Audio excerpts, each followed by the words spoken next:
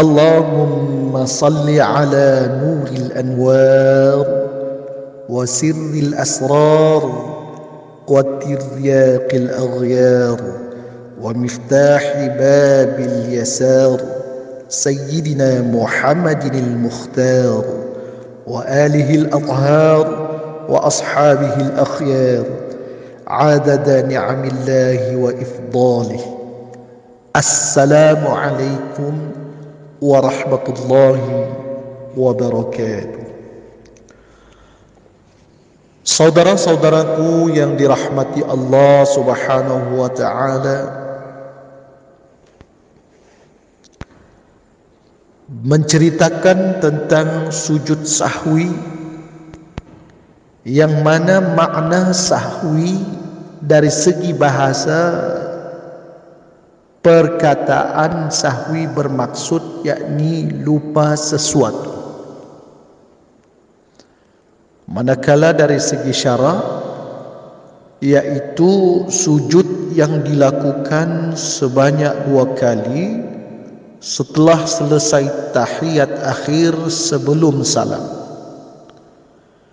Hukumnya adalah sunat. Kaum muslimin muslimat yang dirahmati Allah, masalah yang berhubung dengan sujud sahwi, yaitu tertinggal perkara fardu, tertinggal perkara fardu atau rukun dalam kita solat. Sekiranya tertinggal salah satu daripada fardu atau rukun, solat tidak boleh ditutup dengan sujud sahwi semata-mata. Ia hendaklah terlebih dahulu melakukan rukun yang tertinggal itu sekiranya jarak tidak jauh dan ia teringat pada waktu sebelum memberi salam. Misalnya, terus sahaja sujud dan meninggalkan ruku, yakni terlupa, maka hendaklah ia bangun semula untuk melakukan rukuk dan barulah dilakukan sujud sahwi selepas tahiyat akhir sebelum salam. Ataupun ia teringat selepas salam, umpamanya ia terlupa membaca Al-Fatihah pada mana-mana rakaat walaupun ia telah bercakap sedikit, maka bolehlah ia menyambung semula salatnya dengan menambah kekurangannya tadi dan disunatkan ia sujud sahwi.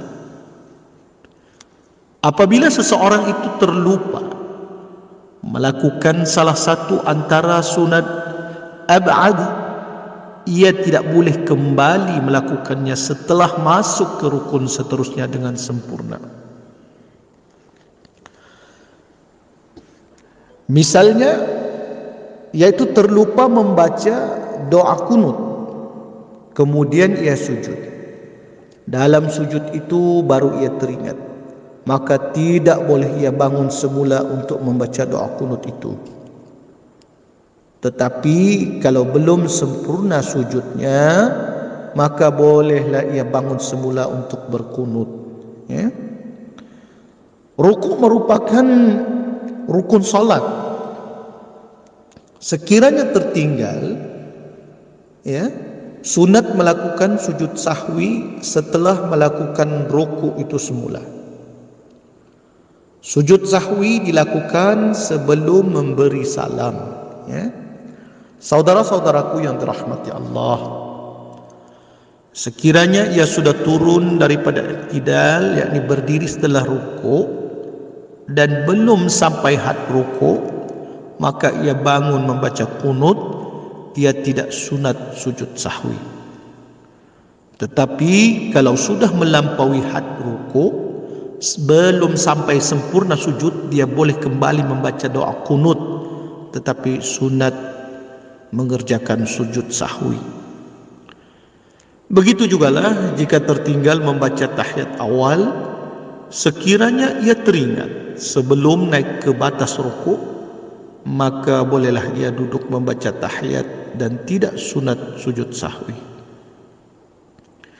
Sekiranya ia teringat setelah naik ke batas rukuk tetapi belum sempurna berdiri, maka sunat ia sujud sahwi. Sekiranya telah berdiri, maka tidak boleh turun semula, bahkan kalau dilakukan juga maka salatnya batal. Hanya disunatkan sujud sahwi sahaja untuk menampung sunat yang tertinggal itu. Yang kedua, terlupa sujud sahwi.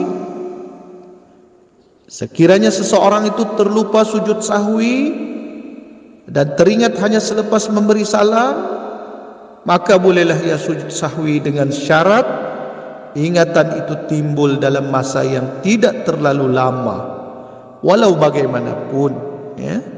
Kalau tertinggal sujud sahwi itu tidaklah menjejaskan salat, kerana ia sunat sahaja.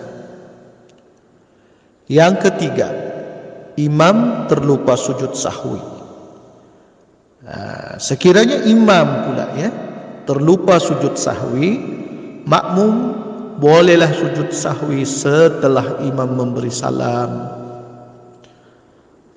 Saudara-saudaraku yang dirahmati Allah Subhanahu wa taala, di sini saya kongsikan, ya, bacaan dalam sujud sahwi ini. Okey, yang berbunyi subhana man la yanamu wa la yashu. Subhana man la yanamu wa la yashu. Ya, kita ulangi. Subhana man la yanamu wa la yashu. Boleh, ya? Subhana man la yanamu wa la yashu. Maha suci Tuhan yang tidak tidur dan tidak lupa.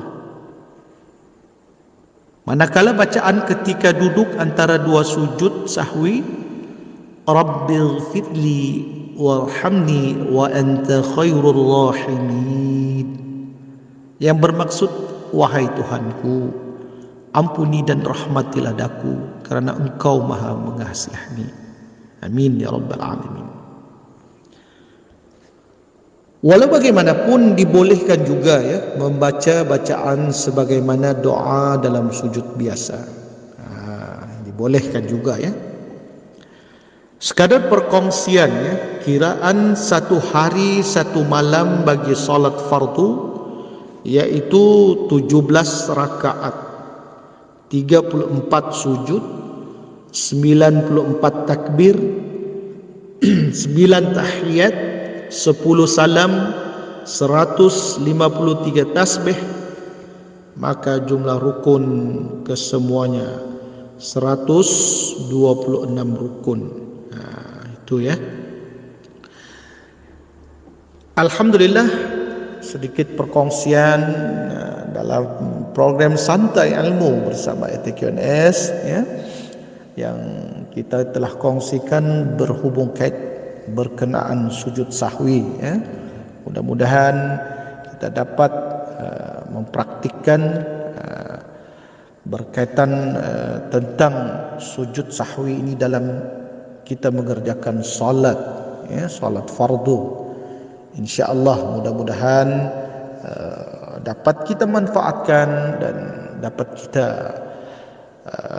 dapat kita kongsikan kepada sahabat-sahabat, ya, kepada saudara-saudara kita seagama, insyaallah.